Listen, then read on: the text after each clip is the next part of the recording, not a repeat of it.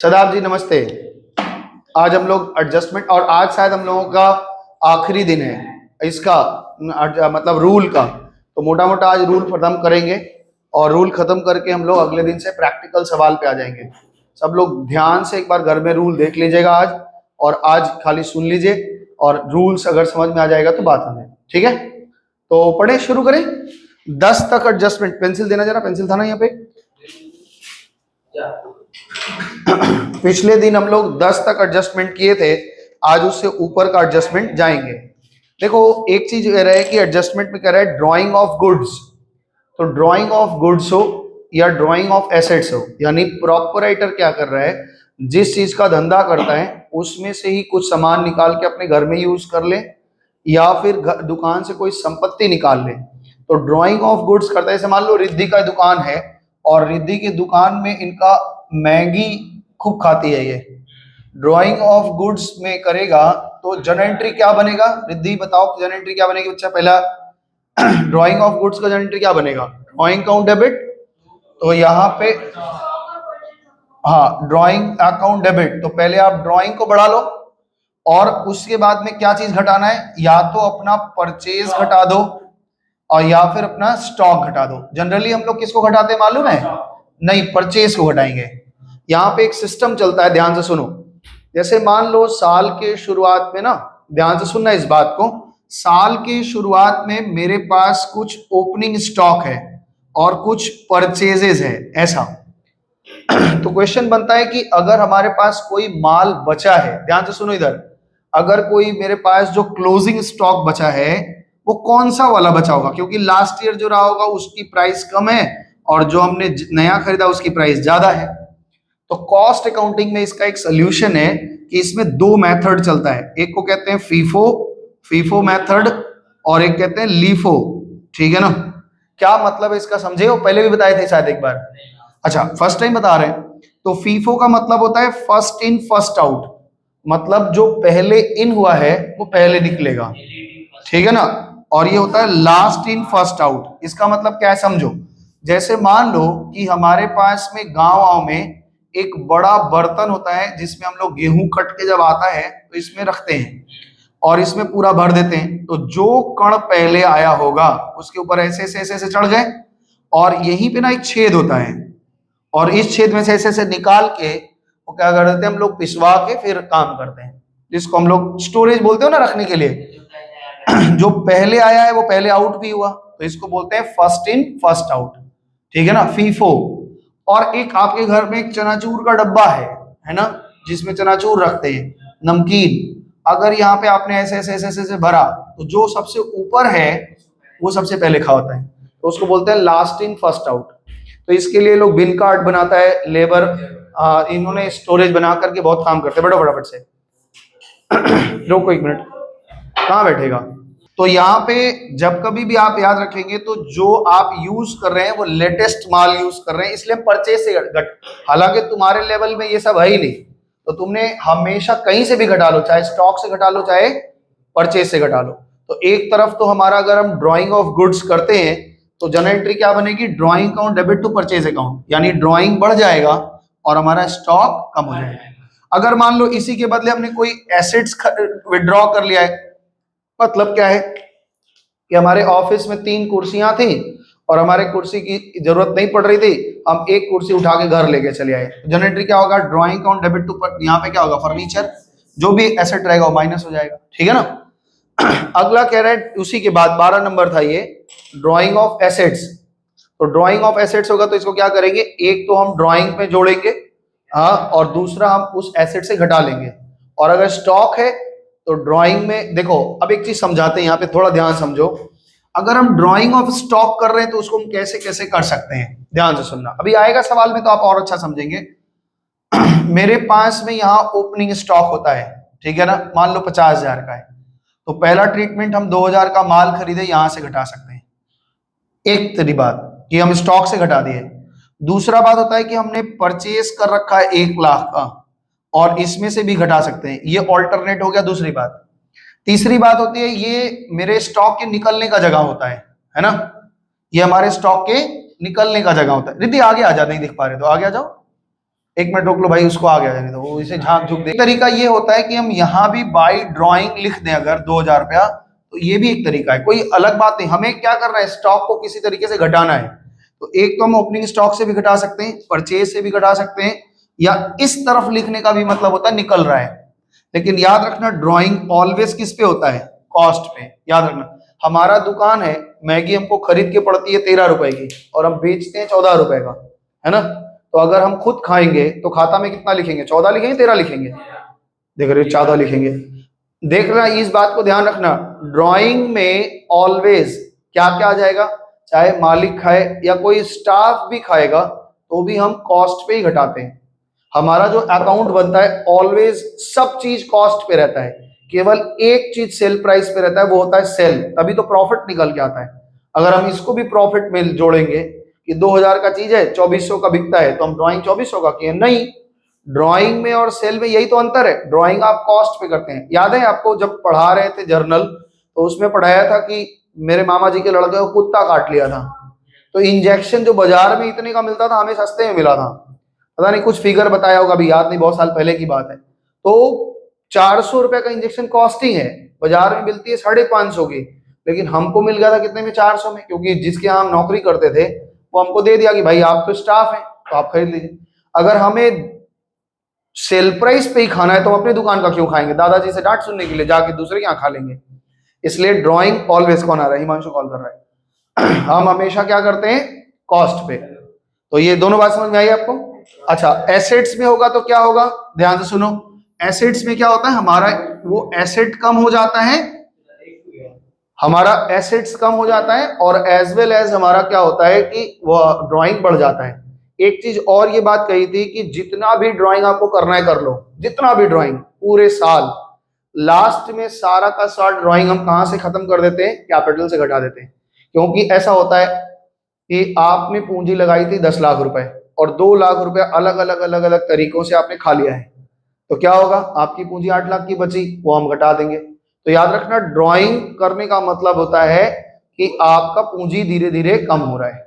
ठीक है, नेक्स्ट ध्यान से सुनना इस बात को, bad debt return of, further bad debt. एक चीज समझना कि अगर, ध्यान से सुनना मेरी बात को अच्छे तरीके से, ये कॉन्सेप्चुअल चीज है इसलिए बहुत ध्यान से सुनना। अगर बैड डेट मेरे ट्रायल बैलेंस में दिया हुआ है, इसका मतलब उसका जर्नल हो चुका है, इसका मतलब है उसका जर्नल हो चुका है।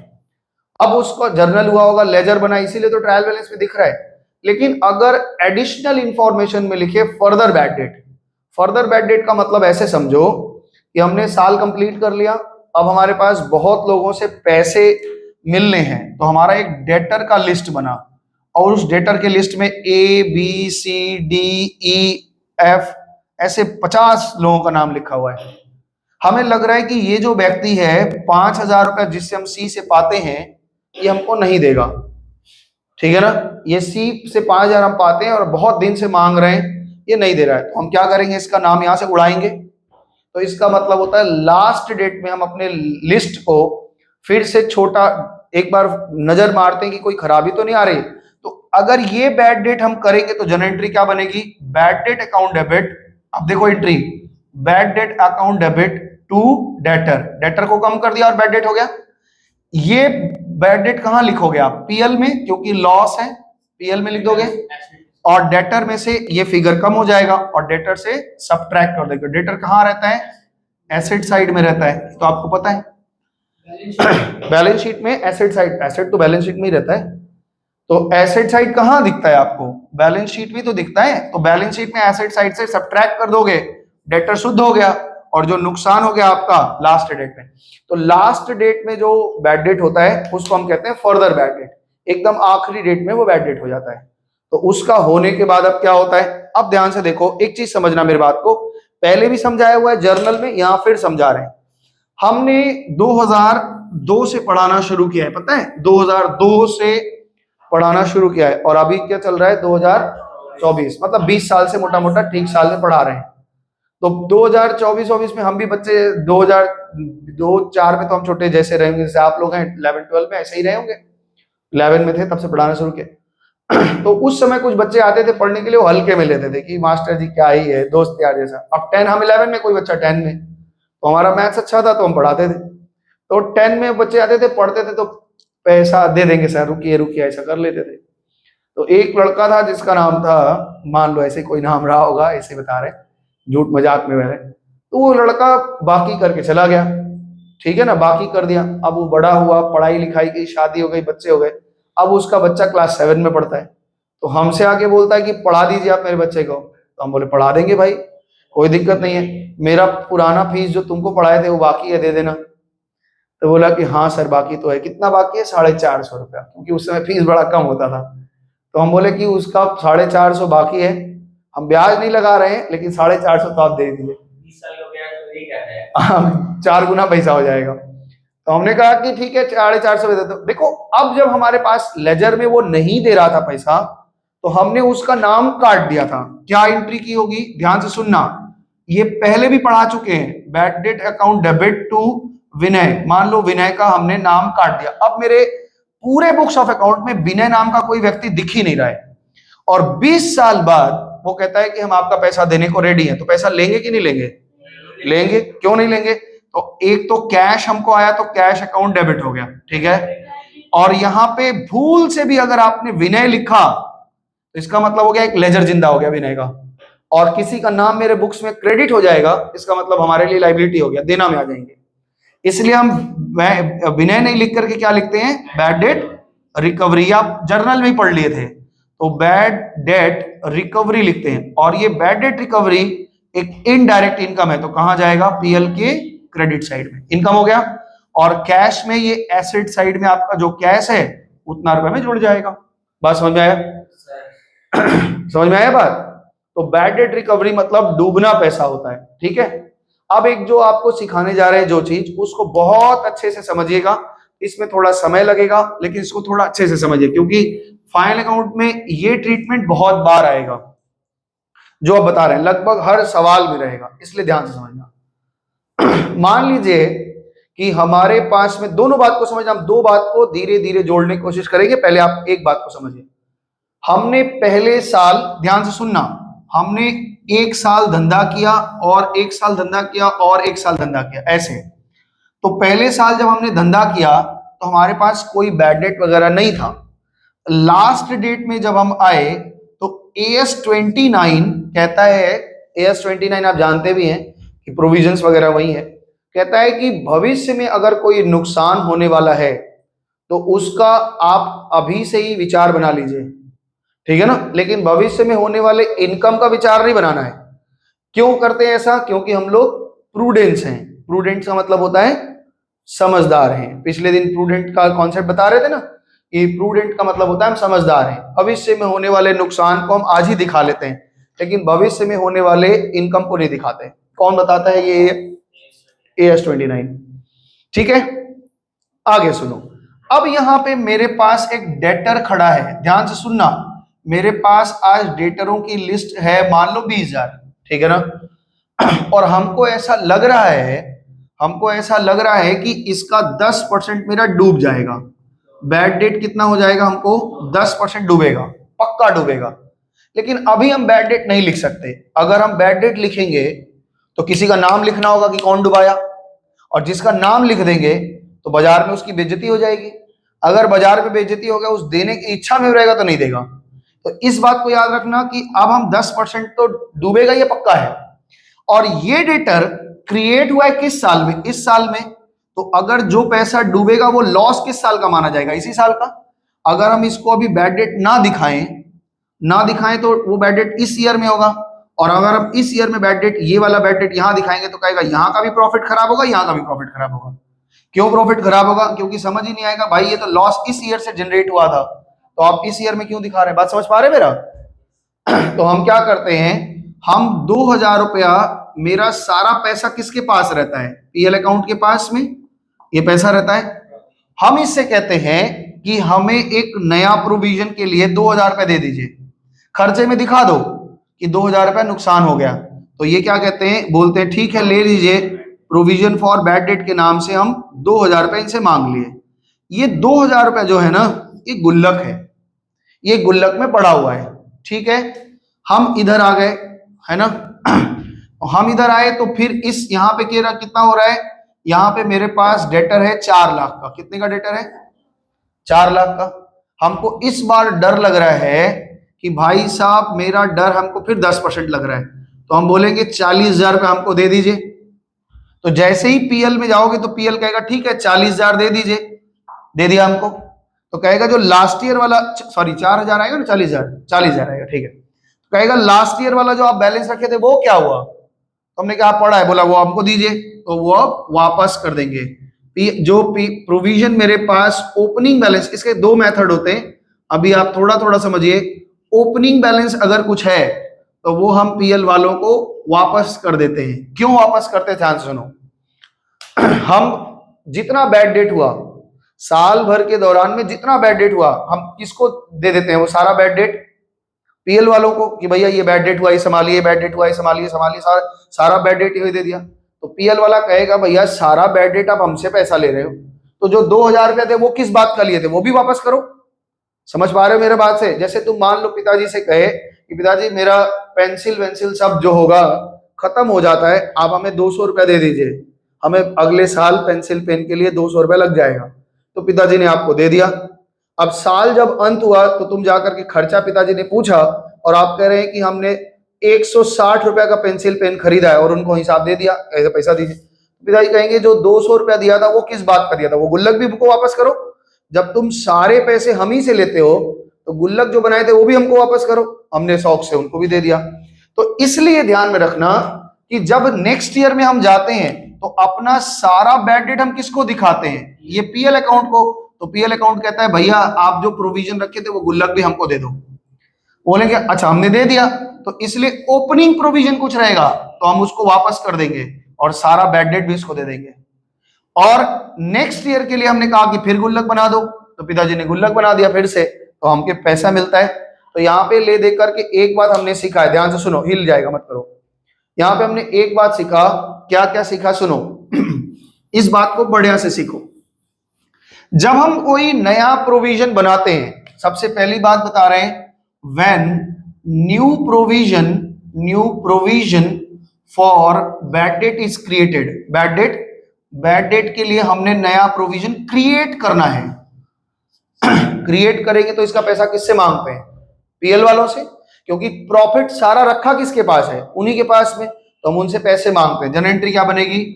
Profit and loss account debit, profit and loss account debit, ठीक है ना। और 2 प्रोविजन फॉर बैड डेट। अब देखो ध्यान से समझना, प्रोविजन प्रॉफिट एंड लॉस में तो ये खर्चा हम डेबिट में दिखाई देंगे, है। और ये जो पैसा मांगे हैं इसको बैलेंस शीट में, डेटर मेरे पास में 20,000 था और उसमें से प्रोविजन घटा करके 2,000, 18,000 मेरा डेटर रियलाइज होगा, ऐसा लिखेंगे। याद रखना मेरी बात को, बढ़िया से समझना इस बात को। डेटर मेरे पास 20,000 का था, हम ऐसा सोच रहे हैं कि 2,000 डूब जाएगा, इसको कहते हैं रियलाइजेबल डेटर, यानी इतना रियलाइज होगा। अब अगर हमको कोई बैलेंस शीट दिखाए और पूछे बताइए आपका डेटर कितना है, कितना बताओगे? कितना बताओगे? गलत। आप डेटर हमेशा बताएंगे 20,000, क्योंकि प्रोविजन बनाने से डेटर कम नहीं होता। ये एक लिखने का तरीका है कि हमें डेटर से एसेट घटा के लिखा जाता है। याद रखना इस बात को, क्या बोले? प्रोविजन बनाने से डेटर कम नहीं होता। प्रोविजन को केवल ये रियलाइजेबल वैल्यू है। ये कौन सी वैल्यू दिखा रहे हैं हम?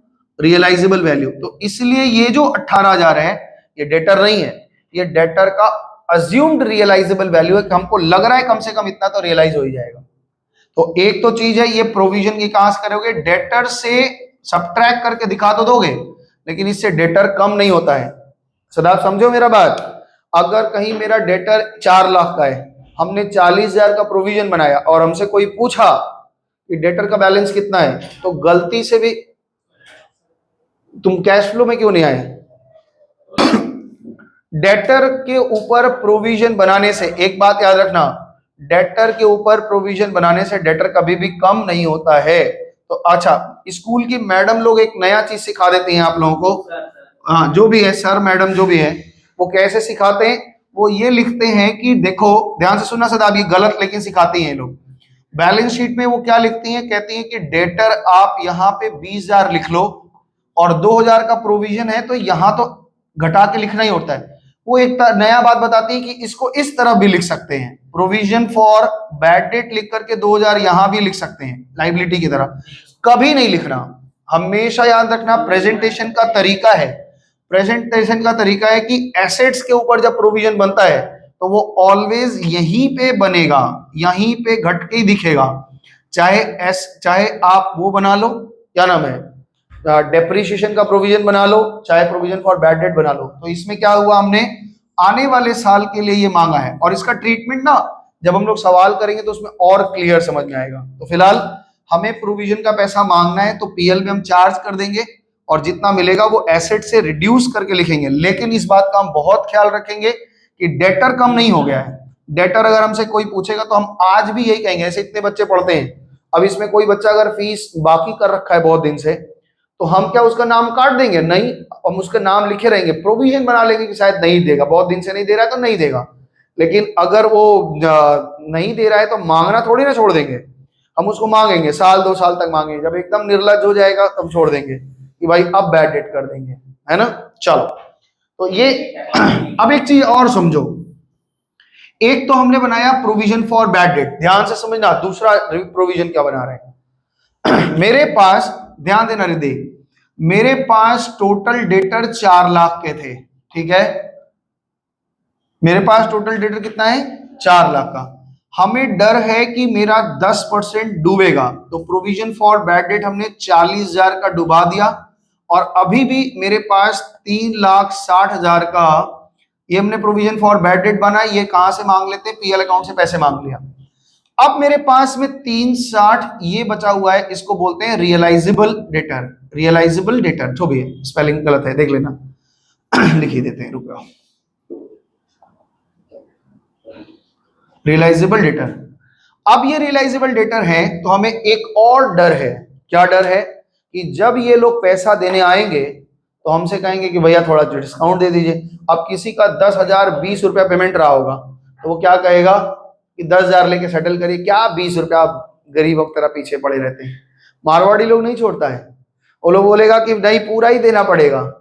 और अच्छा तरीका भी बहुत अच्छा है बोलने का, भाई आप यहाँ बैठो, जो खाना पीना हम सब खिलाएंगे, लेकिन धंधा के साथ मजाक नहीं। धंधा में 10,000 20 रुपया बिल हुआ है तो हम 10,000 20 रुपया ही लेंगे। और हम लोग में क्या है, हम लोग भाई कम व्यापारी, छोटे व्यापारी हैं, तो हम लोग क्या बोलते हैं, अच्छा चलो 20 रुपया छोड़ दिया।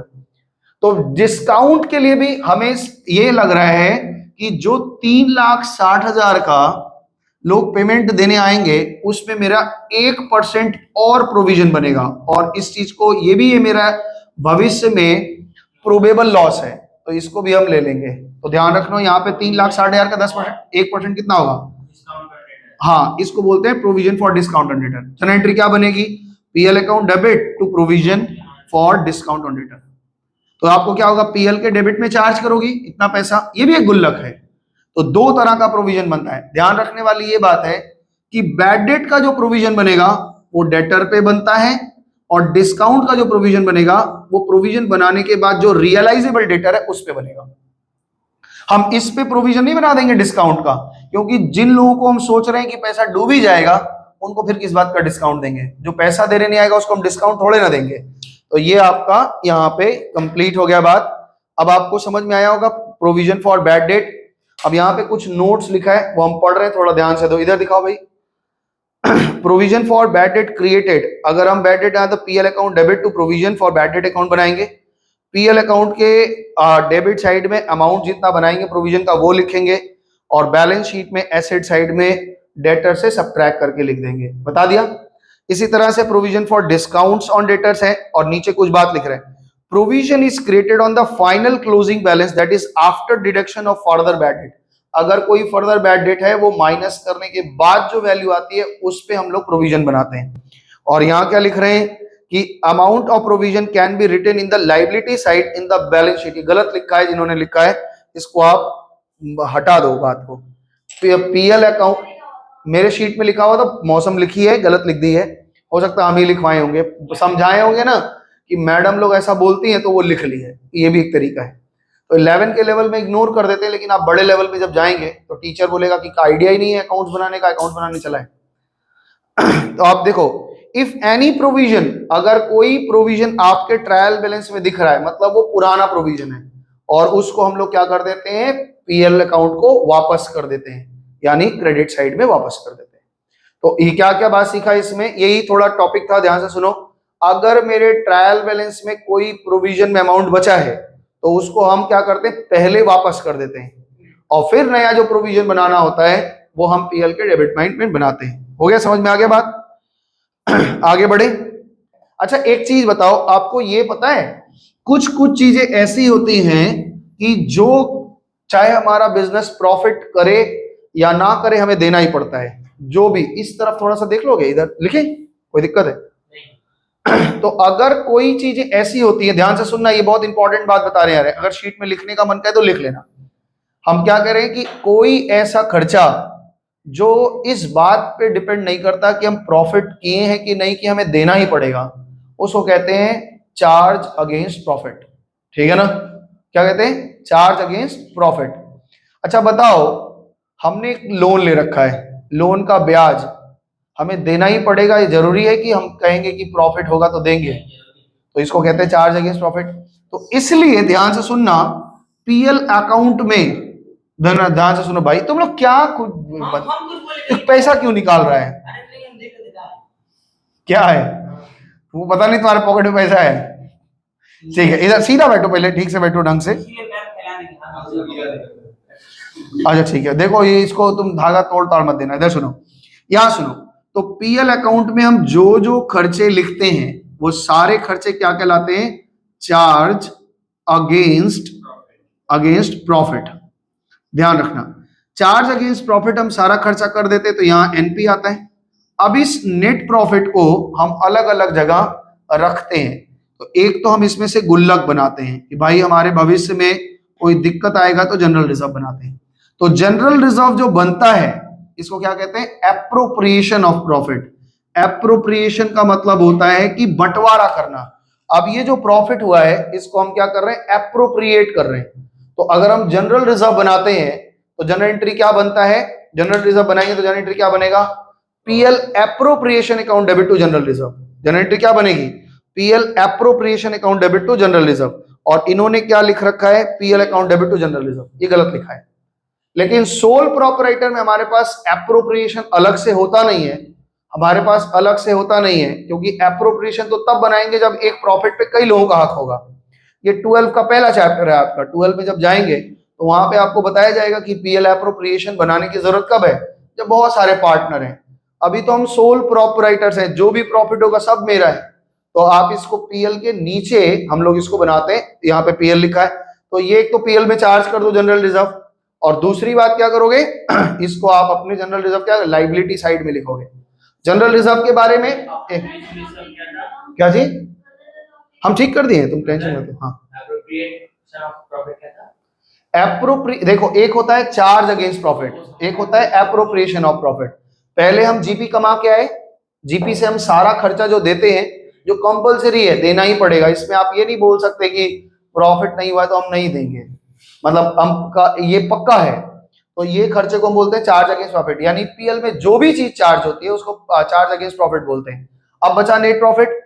नेट प्रॉफिट को हम अलग अलग जगह बांटते हैं। जैसे मान लो 3 पार्टनर हैं, तो इसी में से पहले रिजर्व बनाते हैं, और इसमें रिजर्व बनाने के बाद में फिर पार्टनरों को बांटते हैं। ऐसा बहुत सारे रिजर्व बनते हैं, खाली एक तो बताया आपको, जनरल रिजर्व। तो जनरल रिजर्व बनाना कहाँ का काम है? ये पीएल एप्रोप्रिएशन अकाउंट का काम है। तो जनरल एंट्री क्या बनेगी? PL appropriation account debit to general reserve. ठीक है? जनरल रिजर्व का पैसा हम निकालते हैं, लाइबिलिटी साइड में रखेंगे और पीएल एक्रो को डेबिट करेंगे। एप्रिसिएशन, अब ध्यान से सुनो, अगला टॉपिक जो बता रहे हैं, appreciation of fixed asset, revaluation कर रहे हैं, है ना?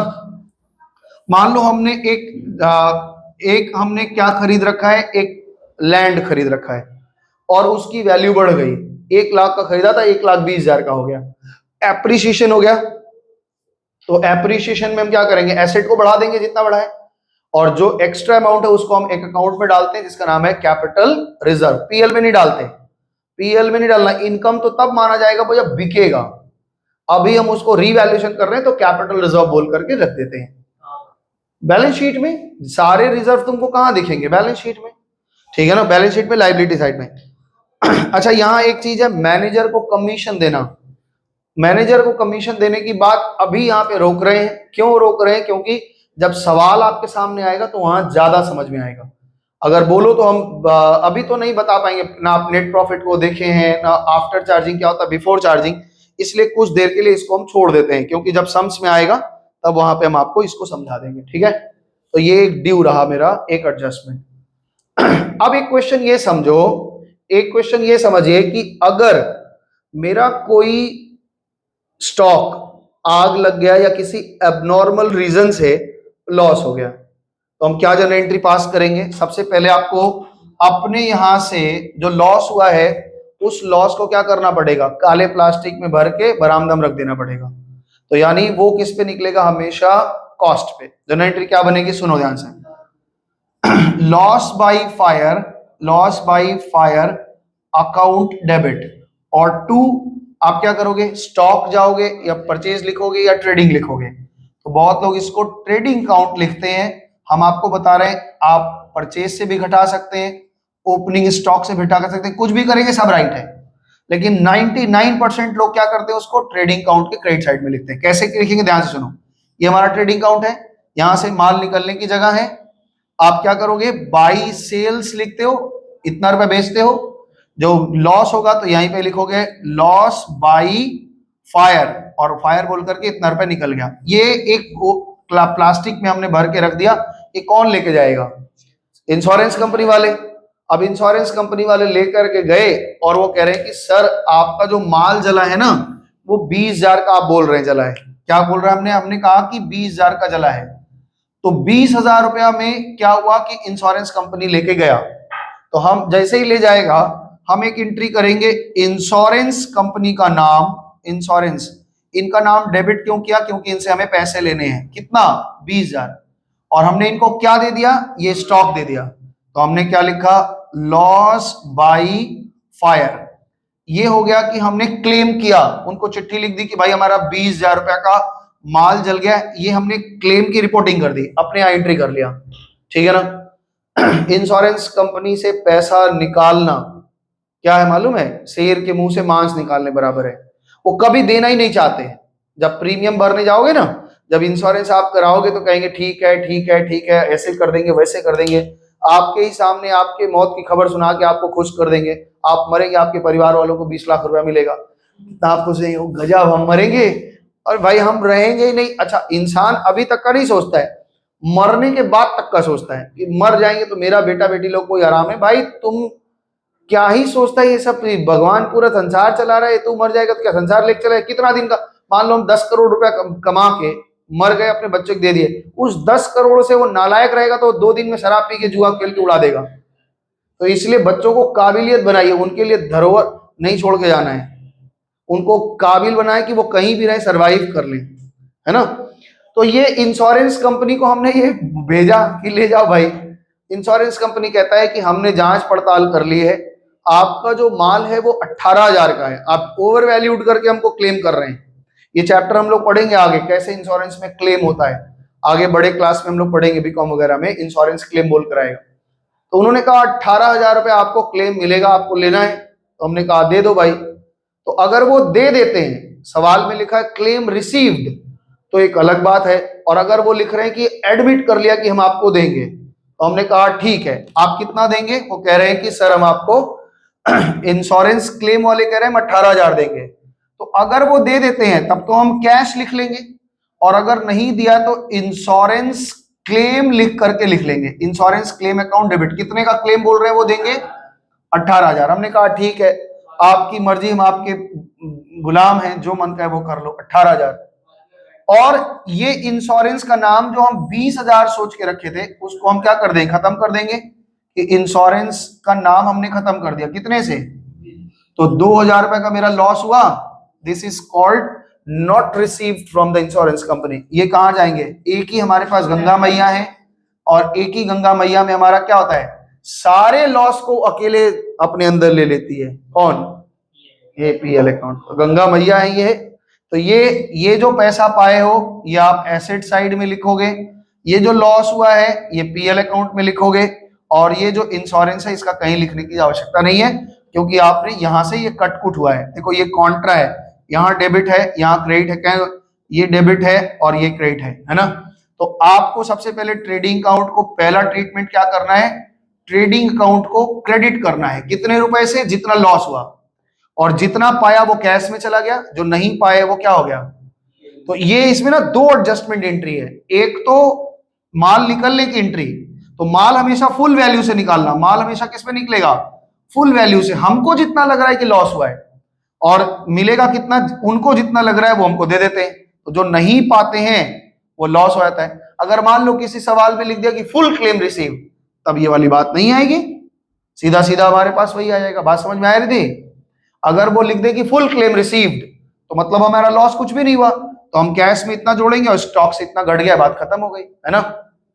स्टॉक सबसे पहले देखो, ध्यान से सुनना इस बात को, जब भी हमारा लॉस होगा तो सबसे पहले 3 प्रश्न करना कि कितने का स्टॉक जला मेरे पास से। तो 3 प्रश्न में पहली बात तो ये हो गई वैसे शीट में तो सारा लिखा ही हुआ है, फिर भी देखो, अगर 3 बात में सबसे पहला बात क्या करना है, सबसे पहली बात बनना है कि स्टॉक लॉस कितने का हुआ, स्टॉक लॉस कितने का हुआ है, फुल वैल्यू, फुल वैल्यू ये पहले निकला और ये ट्रेडिंग अकाउंट में चला गया, ट्रेडिंग अकाउंट के क्रेडिट हो गया, मतलब हमने यहां से निकाल दिया। दूसरी बात आप पूछेंगे क्लेम कितने का रिसीव्ड हुआ है, क्लेम रिसीव्ड कितने का हुआ है, तो ये जितना रिसीव होगा वो एसेट साइड में लिखोगे। और तीसरी बात क्लेम नॉट रिसीव्ड, कितने का रिसीव नहीं हुआ वो कहा जाएगा, वो मेरा लॉस है और ये गंगा स्नान में चला जाएगा। बात समझ में आ गया। तो ये बहुत इंपॉर्टेंट एडजस्टमेंट था, 20 नंबर ये हमने बताया है। इसको आगे बढ़ेंगे तो हम और भी समझाएंगे, आगे सुनते हैं। म्यूचुअल सेट ऑफ, ये बड़े बढ़िया से समझना, म्यूचुअल सेट ऑफ क्या है। आज जल्दी खत्म कर देंगे क्लास, क्योंकि आज रूल खत्म हो गया, और रूल खत्म हो गया अगले दिन से आपको शीट मिलके सवाल शुरू हो जाएगा। फाइनल अकाउंट बहुत बारीकी से सीखना, ज्यादा सवाल सीखना है, क्योंकि ये एक सवाल ऐसा है कि जिसमें आपको बुद्धि खुलेगी थोड़ा, और इस सवाल अगर फाइनल अकाउंट बहुत अच्छे से करें तो 12 या उनके बाद की चीजें आपको पूरा पकड़ में आएंगी, समझ में आया। नहीं तो अगर इसमें लापरवाही कर देंगे तो मुश्किल हो जाएगा। देखो एक व्यक्ति है जिससे हम खरीदते भी हैं सामान और उसको बेचते भी हैं, तो हम ये जानते हैं कि एक आदमी का एक ही अकाउंट बनता है, 2 अकाउंट नहीं बनता है। किसी आदमी से अगर हम लेना देना करते हैं तो उसका एक ही अकाउंट बनाएंगे कि 2 अकाउंट बनाएंगे। अपनी सुविधा के लिए शुरुआत में हम 2 अकाउंट बना लेते हैं कि भाई चलो एक डेटर मान रहे हैं, एक क्रेडिटर मान रहे हैं। अब साल कंप्लीट हो गया तो साल में एक ही व्यक्ति का नाम 2 जगह थोड़े ना लिखेंगे, उनमें एक सेट ऑफ की एंट्री करते हैं। ध्यान से समझने की कोशिश करना एक एग्जाम्पल से। रिद्धि हमसे 50,000 रुपए पाती है, रिद्धि हमसे 50,000 पाती है, तो मेरे लिए रिद्धि क्या है, एक मेरे लिए रिद्धि क्या है, क्रेडिटर है। बहुत अच्छे, रिद्धि हमसे 50,000 पाती है और रिद्धि मेरे लिए क्रेडिटर है जिसमें 50,000 रुपए हम देना में है, ठीक है, मेरे ऊपर लायबिलिटी है। और हम रिद्धि से 20,000 रुपए पाते हैं, रिद्धि से हम कितना पाते हैं, 20,000। एक ही नाम है, एक ही नाम, एक ही व्यक्ति है, ठीक है ना। तो अगर हम ये कहें कि रिद्धि देखो हम तुमसे 20 पाते हैं, तुम हमसे 50 पाती हो, तो ना तुम 20 हमको मत देना, अब हम खाली तुमको 30 देंगे। तो सेट ऑफ कैसे होता है, ऑलवेज जो लेस अमाउंट होगा वो हम अपने डेटर में से 20,000 उड़ा दिए, हमने कहा रिद्धि हमने अपने डेटर में से नाम उड़ा दिया, तुम भी अपने लिस्ट में से मेरा नाम उड़ा दो, तो मेरे पास फाइनली हम रिद्धि को केवल कितना देने में है, 30,000 रुपया। अब इसी सिचुएशन को थोड़ा उल्टा कर लो, इसी सिचुएशन को थोड़ा उल्टा से समझो, समझ पा रही बात को। मान लो डेटर में मेरे पास में 30,000 है, हम पावना में 30,000 है और देना में 10,000 है, तो क्या होगा, हम कहेंगे रिद्धि हम 10,000 रुपया तुमको नहीं देंगे और तुम भी हमको 10,000 मत देना, लेकिन फिर भी हम आपसे 20,000 तो पाएंगे। तो यानी याद रखना म्यूचुअल सेट ऑफ की जनरल एंट्री क्या बनती है, क्रेडिटर को कम करना है और डेटर को भी कम करना है। क्रेडिटर भी कम होगा सेट ऑफ से और डेटर भी कम होगा। तो क्रेडिटर का नेचर क्या होता है, क्रेडिट खत्म करने के लिए क्या करना होगा, डेबिट। तो यहां पे नाम लिखेंगे Riddhi creditor account debit, Riddhi का क्रेडिटर अकाउंट को डेबिट, और टू रिद्धि का डेटर अकाउंट। अरे मेरे साथ थोड़ी ना हो रहा है, रिद्धि का काम, रिद्धि का सेटलमेंट रिद्धि के साथ हो रहा है, डेटर और क्रेडिटर दोनों का लेजर बना था, तो हमने जितने रुपए का सेट ऑफ कर रहे हैं, लीस्ट अमाउंट बिटवीन देम, दोनों में जो छोटा होगा उसको सेट ऑफ करेंगे। बात समझ में आया? तो ये आपका ये एक चीज बताया कि सेट ऑफ की एंट्री कहते हैं, इसको म्यूचुअल इंडेप्टेडनेस भी बोलते हैं और mutual set of between debtor and creditor भी बोलते हैं। हाँ, एक ही व्यक्ति रहेगा, इधर जेम्स है, इधर भी जेम्स रहेगा, तभी इधर जेम्स रहेगा, इधर कैडबरी डेयरी मिल्क रहेगा, तो नहीं होगा। समझ में आया? एक ही व्यक्ति के साथ सेट ऑफ होगा। हम रिद्धि से पाते हैं, रिद्धि हमसे पाती है, तो इसमें क्या करते हैं, तब सेट ऑफ कर लेंगे। पता चला हम रिद्धि से पाते हैं और हमसे मयंक पाता है, तब थोड़े ना सेट ऑफ करवा देंगे। तो अलग अलग डेटर लिस्ट है। डेटर का नाम डेटर के लिस्ट में जोड़ा हुआ है, क्रेडिटर का नाम क्रेडिटर के लिस्ट में जोड़ा हुआ है। लेकिन अगर एक ही व्यक्ति का नाम, सुनो, अगर एक ही व्यक्ति का नाम डेटर के लिस्ट में भी जुड़ा हुआ है, ध्यान से सुनो ऐसे, चलो ये पूछा एक बात हम फिर समझा दे रहे हैं, इस बात को और क्लियर करो।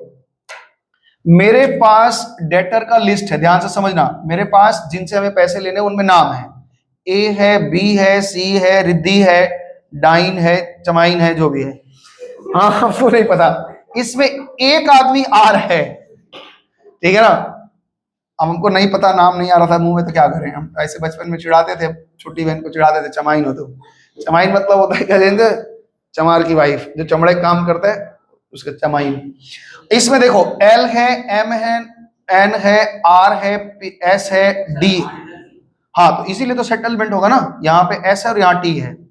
मान लो कि इससे हम 50,000 रुपया पाते हैं और टोटल मेरे डेटर का लिस्ट है 20 लाख, 20 लाख, और टोटल क्रेडिटर हम देना में रिद्धि को 70,000 रुपया है, और टोटल लिस्ट यहाँ पे मेरे पास 4 लाख है मान लो।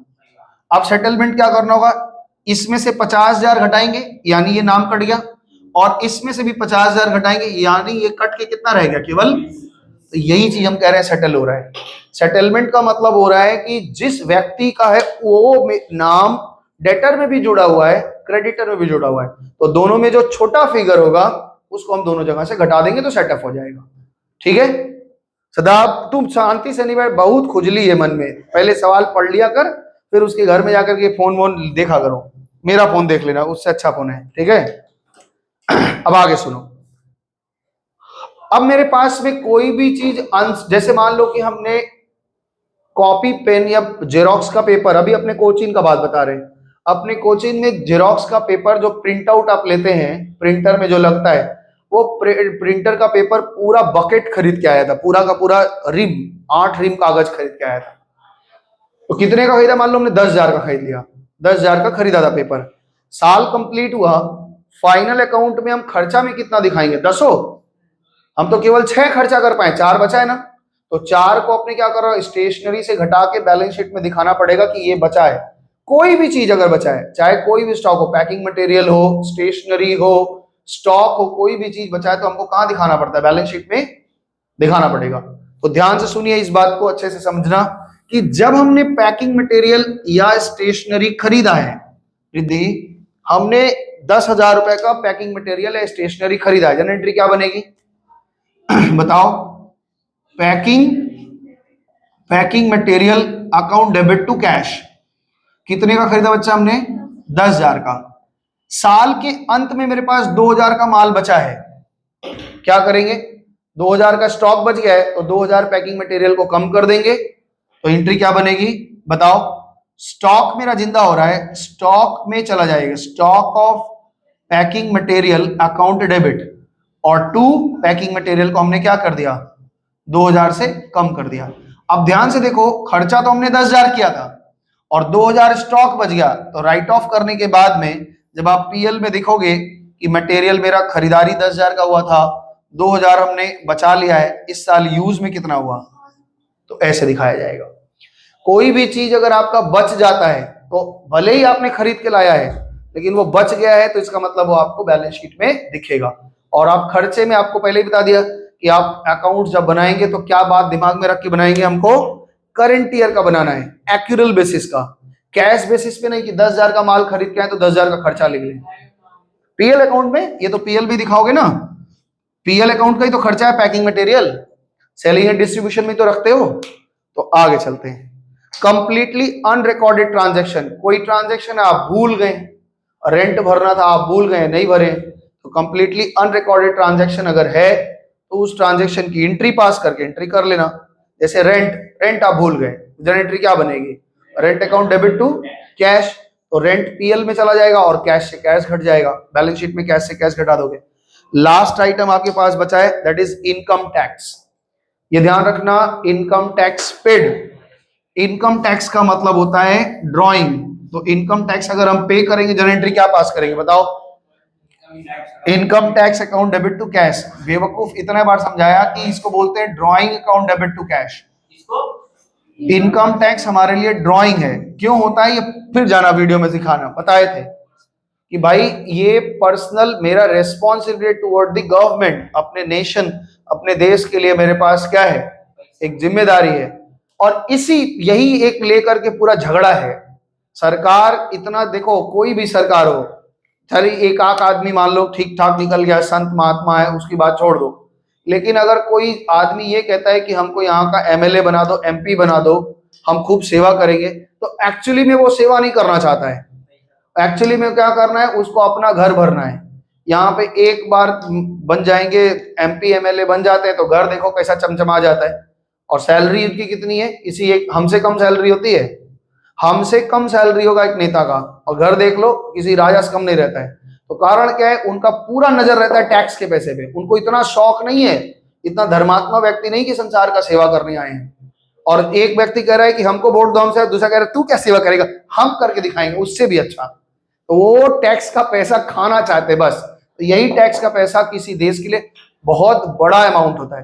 तो हर सिटीजन जितने भी कमाते हैं वो अपने देश में अच्छा सड़क रह सके, प्राकृतिक संसाधन ठीक हो, सबकी जो गरीब है उनका भी थोड़ा सेवा हो जाए, सरकारी स्कूल बन जाए, है ना, गवर्नमेंट पढ़ने की सुविधा करे, तो इन सब के लिए हम लोग देते हैं। और सरकार क्या करती है, 100 रुपया पाती है, 1 रुपया खर्चा करती है, 90 रुपया अपने पॉकेट में रख लेती है, पता नहीं क्या करती है, हमको नहीं पता। हाँ, अब देखो ये भी एक तो नया बात सुन लो तुम लोग, हम लोग तो पढ़े हैं कि इन लोगों को अपने सैलरी पे टैक्स भी नहीं देना पड़ता। एक बार एमएलए एमपी बन गया तो जिंदगी भर पेंशन मिलेगा, गाड़ी का खर्चा अलग मिलेगा, मोबाइल का खर्चा अलग मिलेगा। अरे भाई क्या ही बने, तो हम क्या करें, आप बताओ, हम लोग ये सब छोड़ के नेता ही बना जाए क्या, वोट देना हमको नहीं, हम नहीं बन पाएंगे भाई, ऐसे ही रह गए। तो ट्रीटमेंट ऑफ इनकम टैक्स क्या है, drawing account debit to cash. तो आपका कैश तो कम हो जाएगा, सबसे पहले आप कैश को कम करेंगे, और ड्रॉइंग मतलब ये कैपिटल से कम हो जाएगा, आपकी पूंजी कम होगी, ठीक है। तो ये आपका हमने कुछ एडजस्टमेंट बताया है, और ये एडजस्टमेंट अभी आप समझ लीजिए 30% सीखे, बैठो शांति से 40% आप एडजस्टमेंट को खाली जुबानी समझे।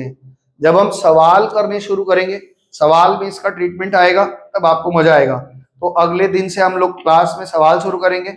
आज हमने रूल खत्म कर लिया, हमने कहा था 4 दिन लगेगा रूल खत्म करने में, तो 4 दिन में हमारा रूल खत्म हो गया है। अब अगले दिन से हम लोग क्या करेंगे, प्रैक्टिकल सम शुरू करेंगे। तब तक के लिए सबको नमस्ते है, धन्यवाद, टाटा बाय बाय।